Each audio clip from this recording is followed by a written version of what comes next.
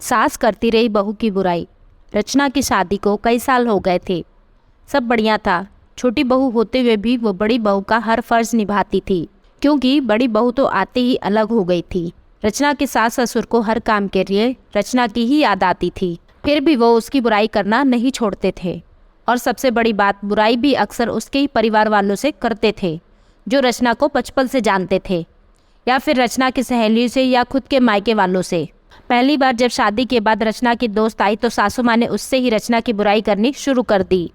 जब रचना को यह बात पता लगी तो उसने अपने पति नीलेश से कहकर माँ जी को समझवा दिया था कि कम से कम जो लोग उसे जानते हैं उनसे तो उसकी बुराई और खुद की जग हंसाई ना करवाएं।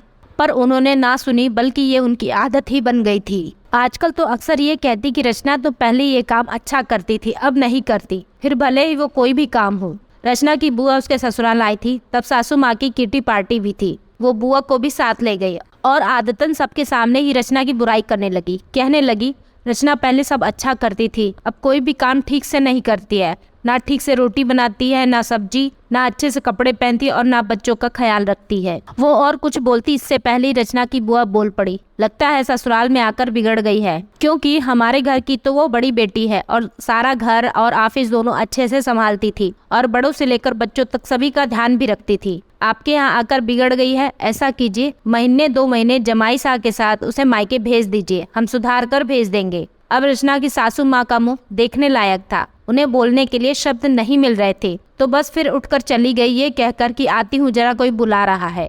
और रचना की बुआ जी बस मुस्कुरा रही थी। दोस्तों, ये छोटी सी कहानी कैसी लगी प्लीज कमेंट में लिखकर बताइए, और चैनल पे नए हो तो मेरे चैनल को सब्सक्राइब कीजिए। फिर मिलते एक नई वीडियो के साथ।